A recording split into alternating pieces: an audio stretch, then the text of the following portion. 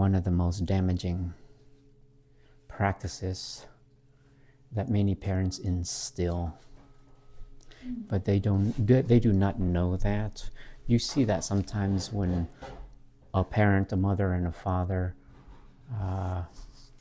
instill a sense of harshness, whether it's a tone that they believe they need to scream and yell at the child to be effective parents, or I just seen a child who's suffering from a traumatic experience. The parent was at a lake and they wanted to teach the 2-year-old to swim, so threw the child into the water. So that's a form of tough love. We know that it creates a lot of trauma. There's even a book back in the day written by, I believe it was a psychologist, but at the time we thought it was effective. Now we have learned with more sophisticated research that the damage is extensive. But in any case, let's talk a little bit about Limerent Fantasy. Now, I want you to hold this concept very closely, especially in your mind, because we all do it to some extent, and depending on our pathology, we all do it to a great extent. So Limerent Fantasy is this whole idea. Now, in relation to parent, if you have one child, you really have two. The one that's standing right before you, and the one that you have created in your mind.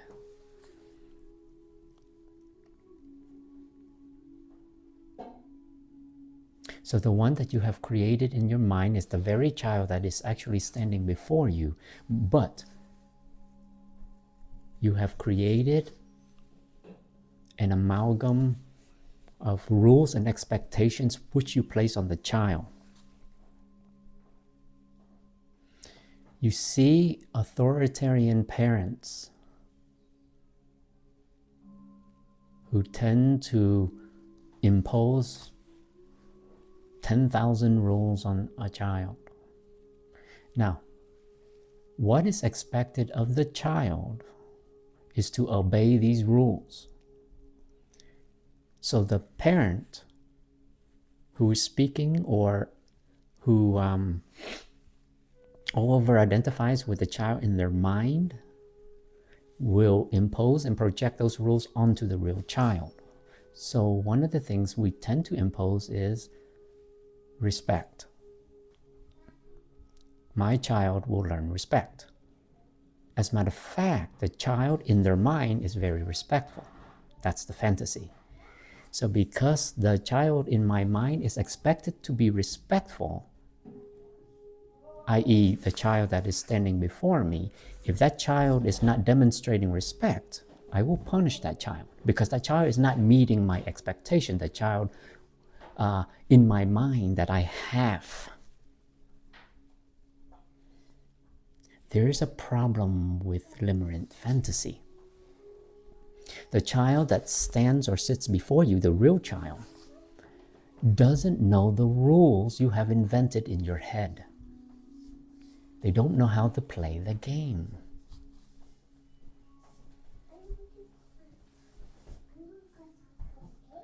The parent, however, expects that the child know the rules. And that's the fantasy. We expect that the child is reading our minds, understand our standards.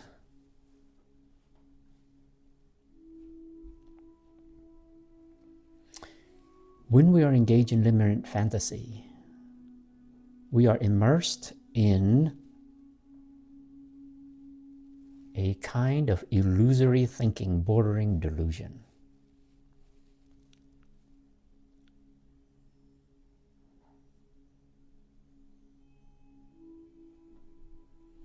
So when I started off saying, if you have one child, you really have two, one that exists before you, the one that lives in reality versus the one that you have invented in your head. Most parents have this limerent fantasy. You all have it. Anyone who has a child has an expectation that the child obey the rules, that the child must be respectful. Okay. Now, the problem is not the limerent fantasy itself, because we all have it. But it's the imposing, it's communicating to that child in your head, which is the child that is the perfect child that represents our child, that is the child that never meets our dreams. And that's why many parents, when they see the child, the real child standing before them or sitting before them, who is not complying, they become frustrated. Because to a certain degree, the dream is broken. So in order for that parent to meet that dream or have their dream come true, the perfect child, the obedient child, they will impose their will in the form of punishment. Yes, criticism, yes, judgment. They will impose their will until that child that stands and sits before them meets the child, the image they have in their mind.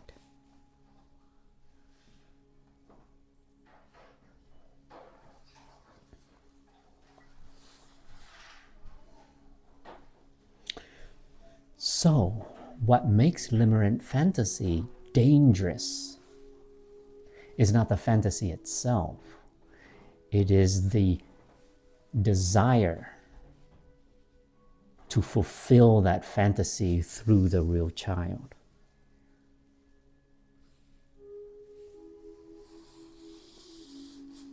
That's what makes the limerent fantasy dangerous. It's not just with the child. In our relationship, if you are married or you in a relationship, you have a boyfriend or a girlfriend or a husband or wife, you're really married to two people. The husband or the wife that you have in your mind that you set expectations for, and the real husband or wife that stands or sits before you. Yes. So, keeping in mind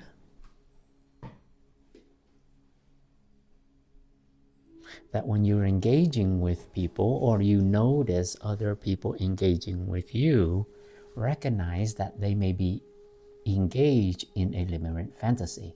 You will never be able to meet your partner's expectations just the same. Your partner has an expectation they place on you. And the disadvantage you have is you don't understand the rules of the game, because the rules that were created by them were never shared. Right? And we see that in relationships quite a bit. The failure to communicate is not a failure to communicate per se. It's the immersion of this fantasy, residing in this fantasy and not being able to escape it,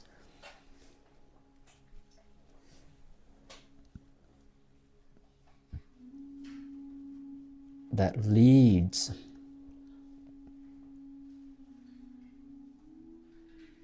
to misunderstanding, misperception.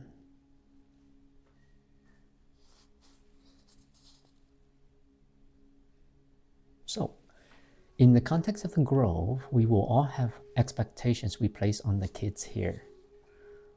Those expectations are resounding, such as, once again, I expect kids in here to be respectful of one another and of me. we need to be very cautious, because when a child is acting out and acting up, we've learned up to this point that it has nothing to do with disrespect, right? It could be dysregulation, right? Or disconnection, or the lack of understanding rules of engagement. There are many factors that could play a role in that situation. Now, it leads to this. I was inspired by Dakota to present this today.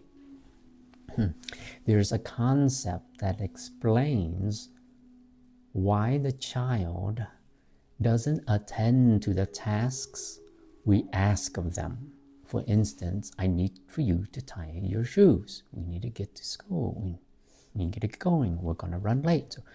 Or I need for you to put your toys away or clean. Or I need for you to finish your dinner. There's a reason why children cannot complete these tasks. There's a concept referred to as soft. So I want you to hold this one very tightly too. Soft fascination. Soft fascination. It is a process or a state of effortless attention. It is part reason why a child, the moment they step outside the door, can see a bird 20 miles up in the sky behind clouds, and we cannot.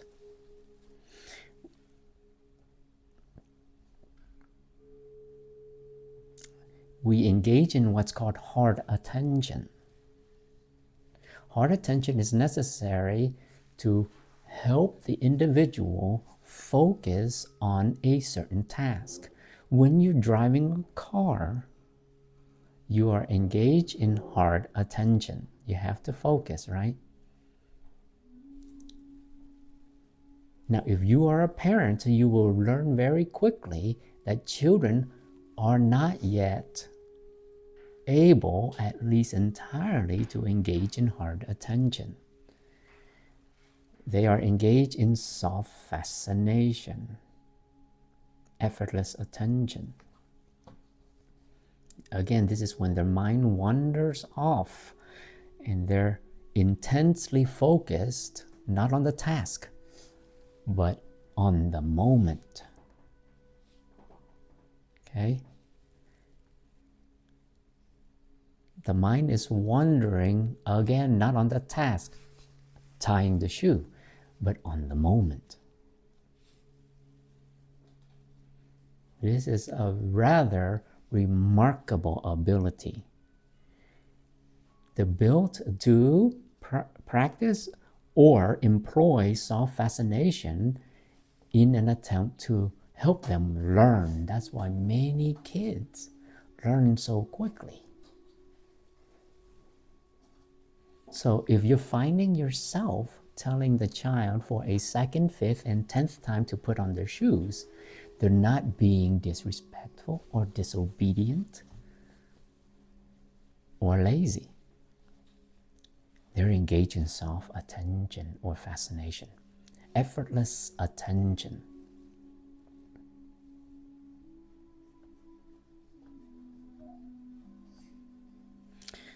There's another reason why soft fascination benefits. When they are attending to the moment and rather occupied in other things instead of tying their shoes or cleaning up their toys, has to do with their mind trying to make sense of what they are experiencing. So when the child is not tying their shoes and is distracted to whatever the moment appears to be, they're actually in the process of reflection. You will notice it happened a lot throughout last week when I was here, noticing how when they were not doing their chores, they were distracted.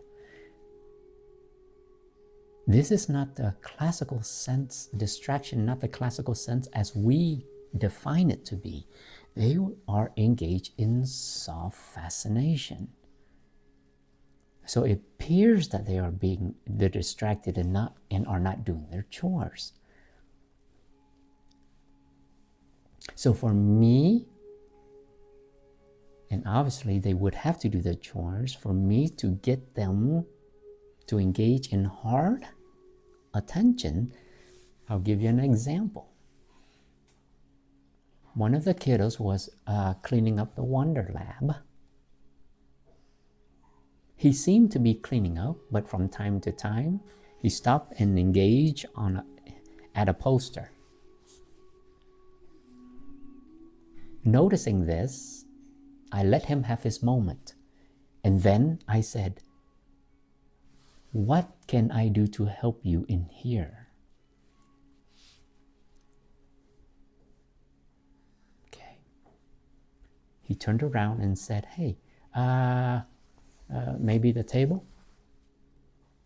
And then I said, would you like me to clean off the table, or would you prefer me to wipe the table? Or which would you prefer to do? Yeah. So we often punish the child for not, quote unquote, focusing. They can focus, I assure you, they're always focusing. It's referred to as self-fascination, but we do not refer to that as focusing, because they're not completing the task at hand.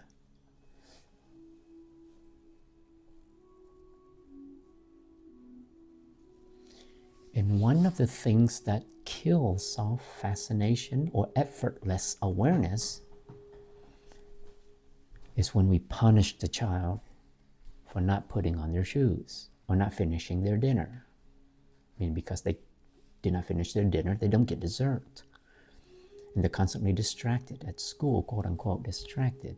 So they're going to stay back from recess until they finish their work, and so on and so on. Yeah.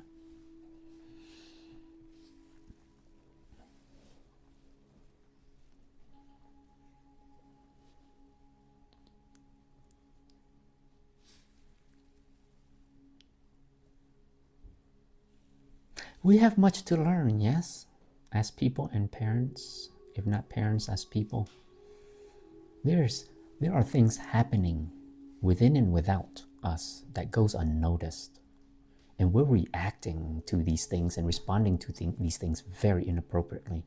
I see it everywhere, whether it's at schools or in Walmart. I see parents communicating with their children the best that they can. But there are things happening all the time that goes unnoticed. We're addressing the wrong issue. Well, we're addressing the wrong problem, right? And then we're responding, unfortunately, responding negatively, in the sense that our response a lot of times is irrelevant. So when I said earlier on, and you've heard me say this 1,000 times, there's no need to punish a child. What are you punishing, right? Never punish a child.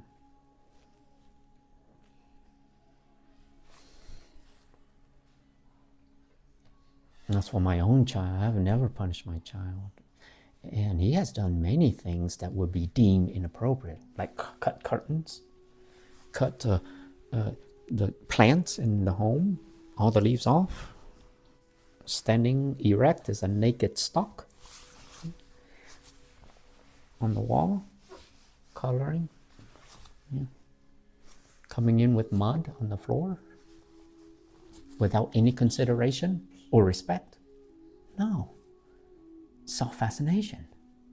Yeah.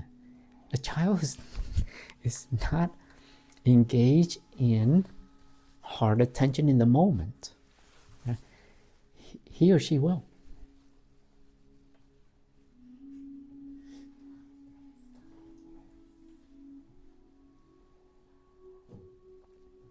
What do you think so far, huh? Okay. All right, any questions about Soft fascination or effortless attention? Oh, yes. You mentioned about how it's usually dealing with two children. It brought up the thought, would it be considered more like three children in a way? Because you're dealing with your inner child in addition to the fantasy of the expectation of that one person and the actual person or child themselves. So if you didn't hear that out there, the question would be, because I mentioned when you have one child, you are really dealing with two. And Lyndon proposed that there's a possibility that you're dealing with three. The fantasy of the child you have, the child themselves, and your own inner child. Well, as it turns out, I'm going to expand on what you just said. For every traumatic experience or perceived traumatic experience is born an inner child.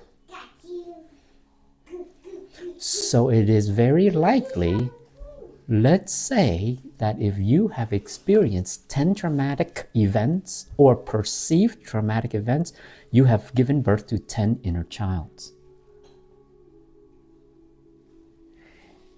Some kids, maybe 1,000 or 10,000. Now you can imagine it would be very difficult to manage one child, let alone 1,000. We see that very often with adults who have difficulty self-regulating, right? So I'll give you an example of like a temper tantrum.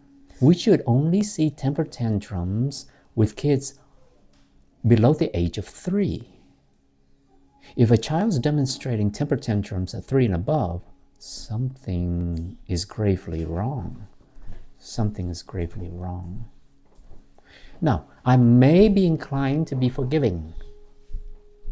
The 3-year-old child still is having a temper tantrum, but anything above that, there is something gravely wrong. Can you imagine an adult with a temper tantrum? You see it very often. Adults can be very dysregulated. In its most intense and pathological form may look like road rage. And an adult who is having a temper tantrum versus a child having a temper tantrum is quite disturbing. It is quite concerning. The difference is the adult has the power to hurt others severely or even kill. But we have adults who have difficulty with their anger. I work with parents and often mothers and a lot of fathers who say to me, my challenge is my anger.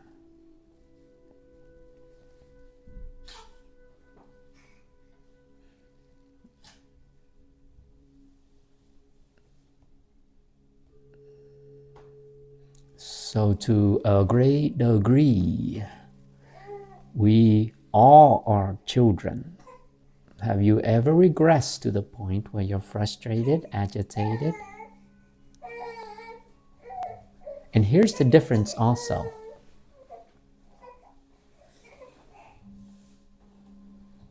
A child who cries under the age of 3 is actually communicating.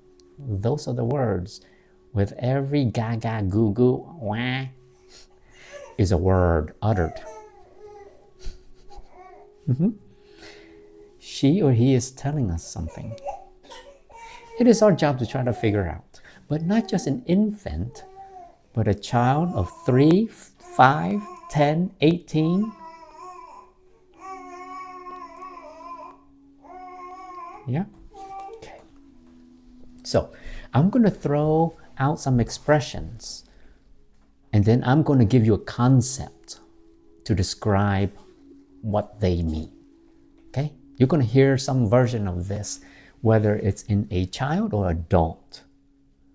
I'm so stupid. I'm bored. I hate this. Why do we have to clean up? I don't want to read. Why does it have to always snow? It's too hot. Why bother? I'll never be able to complete the task. I'm not good at this. I can't. I've tried. I'll never be able to complete the task. I'm too scared to do that. I should know better than that. I know. I need to be better than I am. And 10,000 other expressions, all of them within the same realm are referred to as depressogenic thinking. Anytime you hear depressogenic thinking, anytime you hear a child utter these concepts, ideas, and expressions, it indicates to us that something happened along the way, their existence, their life, their upbringing, that has perpetuated this kind of cognitive distortions.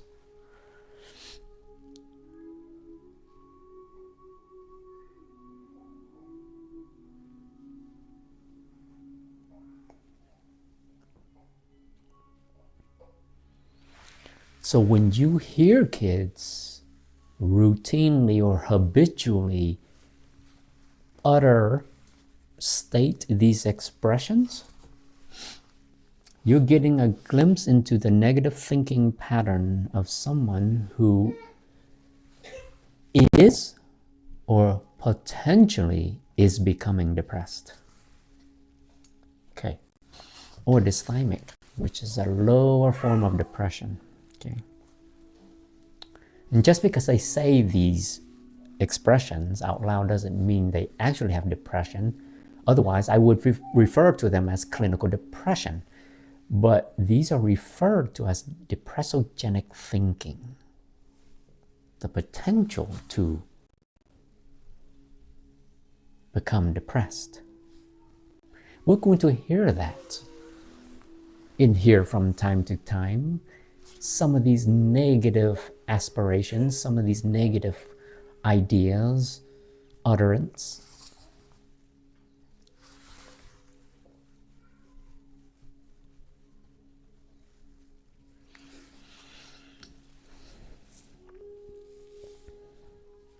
And we don't need to fix it, right? So we don't need to engage in the savior complex. It is not our job to fix children, but it is okay. Let's say if the child were to say, I can't do this. It is okay to say, all you can do is try your best. You're not asking for much. And you're giving the child permission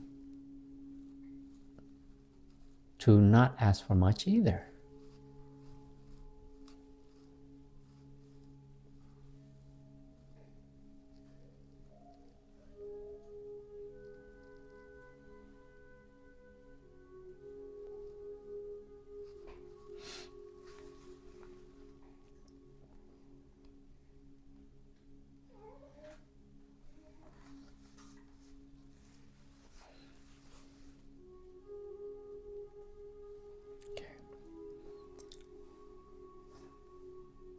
Any questions or comments at this point? How would you respond to a child saying, like, I'm stupid? In the same way that you respond to the I can't do this. What's a good way to respond to that without having that savior complex you mentioned? How would you respond? I don't know. How would most parents typically respond? I've heard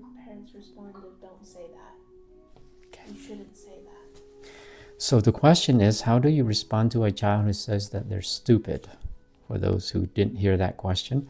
And I asked Cassie, what is typical response from parents? Or they may say some version of, you are not, you're like the smartest kid I know.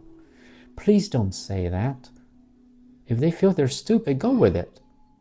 I believe you.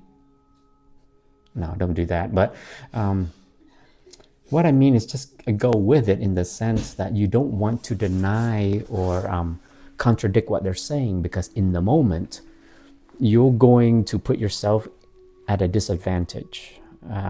You're going to discredit yourself because they're having a negative experience or thought in this case.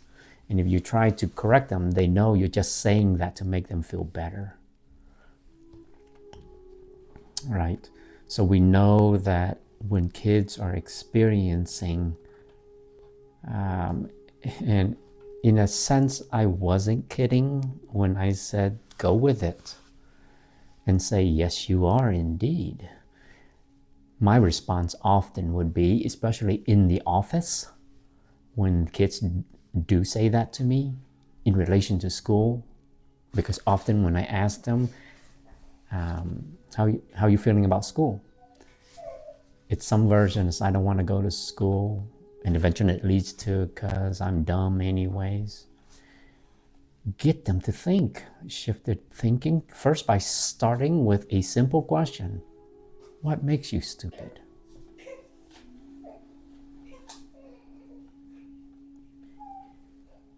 That will lead you to perhaps where they're thinking. And often the case, it comes actually from the parents. Parents who not necessarily tell them that they are stupid, but the pressures of expectation to perform and their inability to achieve that or attain that makes them feel so. Not just academic, but chores. I told you 1,000 times to do your chores. They're going to feel incompetent, insecure, and stupid. So you're going to hear some version of that, yes. And sometimes in here too, I can't do it, some version of that. And it's okay to return with some version of, hey, we all fail. The fact that you're stupid only reminds me that you are human, just like the rest of us. Boy, is that liberating.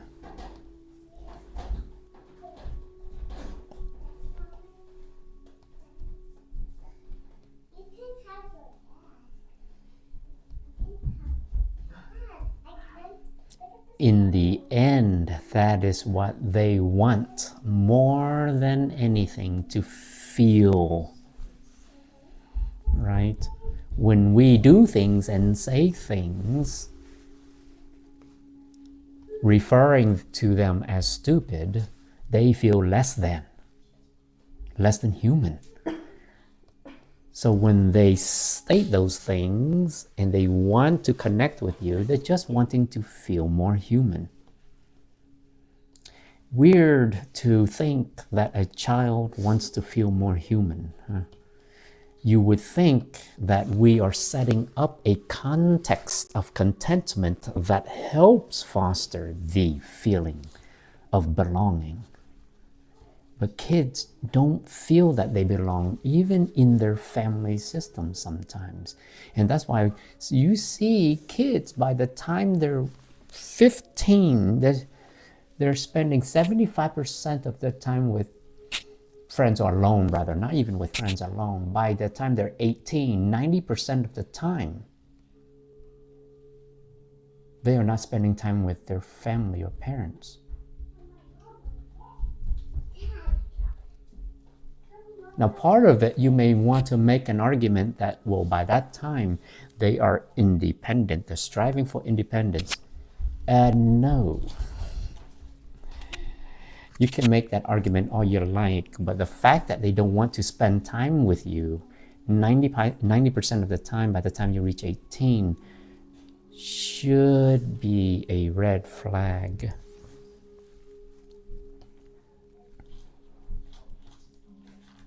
Now, it is true that many kids do move away from their parents a good percentage of the time, and it is a process of independence and autonomy. Yes.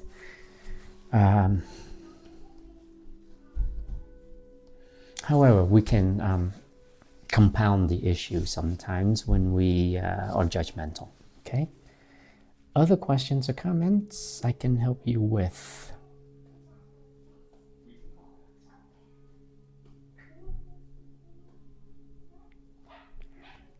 All right. Can I discuss now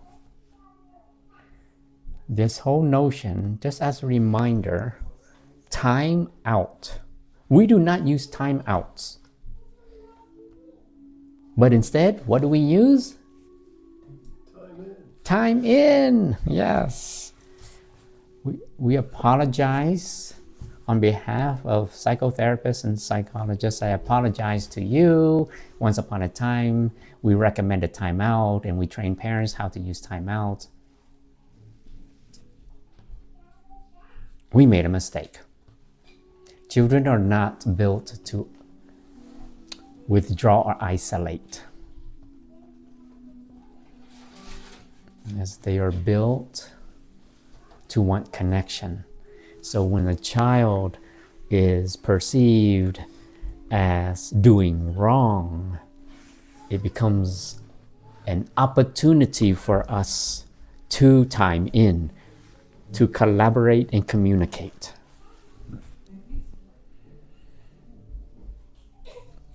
Yes. Yes. To collaborate and communicate. Okay. Now, of course, we don't call it.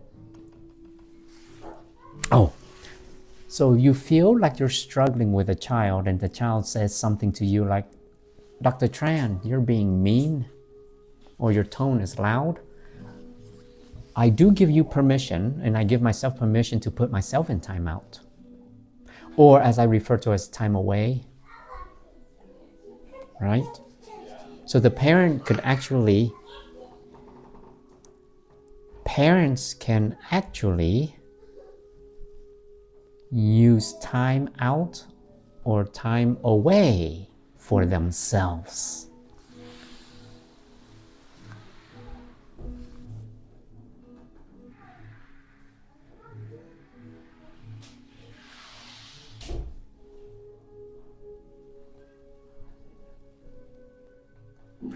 You noticed that my tone was harsh. I might be coming off as disrespectful, so I'm gonna take time away for a couple of minutes. And when I come back, maybe you can give me some suggestions about how to handle my feelings, my thoughts, or my tone. It is profound. So you walk away, you put yourself in time away or time out. You come back, depending on the age of the child, 5-year-old, 5 minutes, you come back and you sit down with the child and ask your child for help, for assistance. It puts the child in the position of thinking smart. It empowers the child, and we know that empowerment can expedite maturity. And a 5-year-old will be very forgiving. You will hear some version of, that's okay, mom or dad or Dr. Tran. Everybody makes mistakes. That's what you will hear from a child.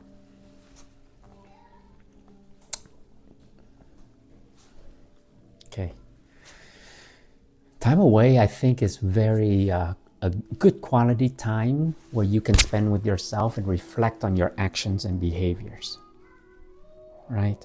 It gives you a time to simmer down, to alleviate any tension that is emerging, so that you can go back and be humble. And then you can relate with the child. Now, if a child is the one that is doing quote unquote wrong, you can also make a statement along the lines of, I'm afraid I might say something harsh. Would it be okay if I put myself in time out or time away and come back in 5 minutes and you can help me understand your actions and help me to regulate my emotions and thoughts in relation to your actions. Now, you don't have to expect an answer from a child. You just letting the child know that you're there for them. And your kids will want to be there for you too. All right, so no punishment, I was about to say discipline. There is discipline, but no punishment. Discipline by way of self-regulation for us. Discipline by way of understanding for us. Discipline by way of acceptance for us. Okay. And the child, if we can model all of that, the child will follow suit. They will want to take on our attitude. A good attitude is gratitude, right? I had a kid tell me that. Dr. Tran, I don't need your bad attitude, because I was being sarcastic. Yeah. They do teach us, don't they? Yeah. That's why I think Paul's really good at this, asking kids to make suggestions. Whether something about putting a playground together, a room together, or just getting the child to think. Making suggestions, like asking for suggestions rather. Okay?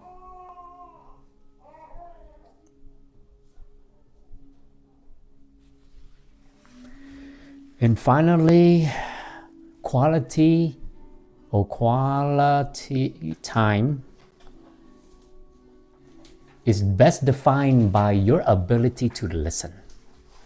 Quality time. Quality time, the quality in that time is only quality if you can master the art of listening. Okay.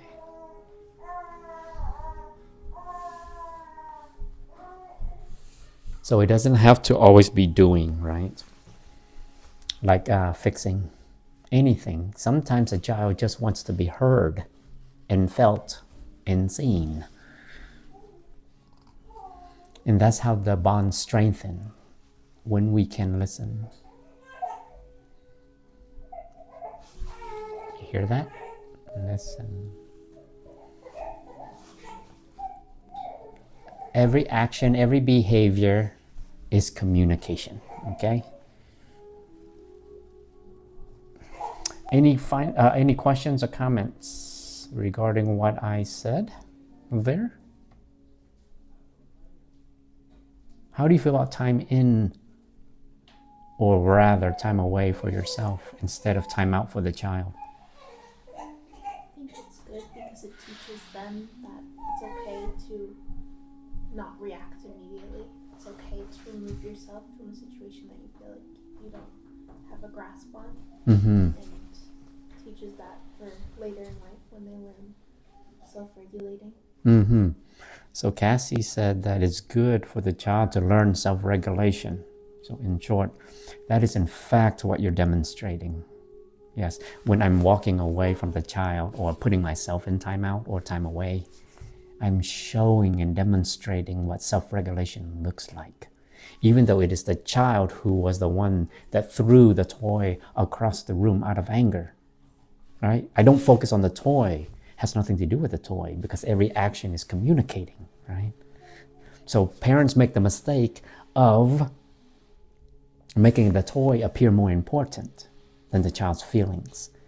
Yeah. So they can throw all the toys they want. I want to know what's going on with their feelings. Yeah. Yes.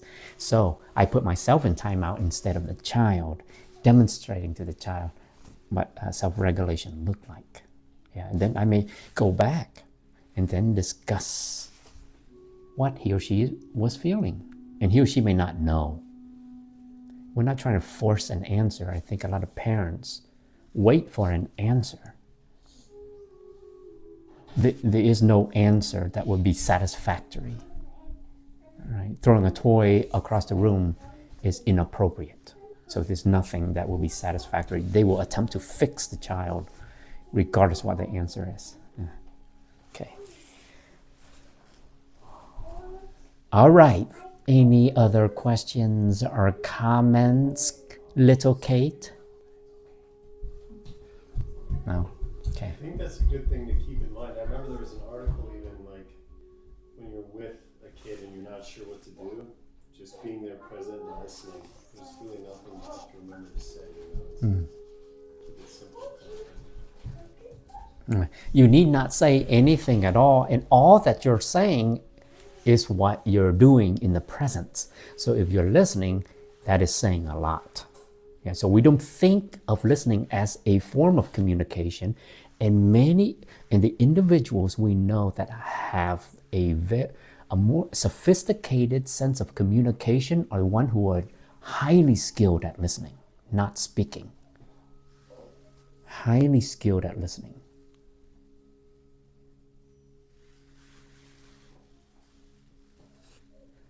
Some of the best parents or most enlightened parents are one that are highly skilled at listening.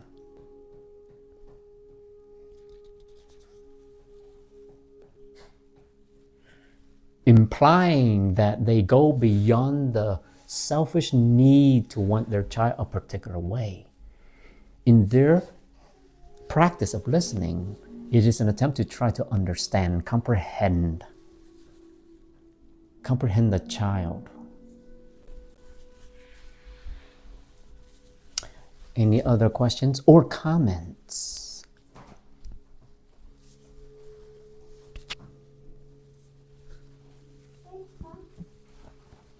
All right, so when you get back next week, or when we come together next week, I know we talked about servant leadership. We are in the position to be that. I will describe the characteristics of servant leaders and why this is a highly effective strategy to be a servant leader. Okay. Thank you very much. Thank you.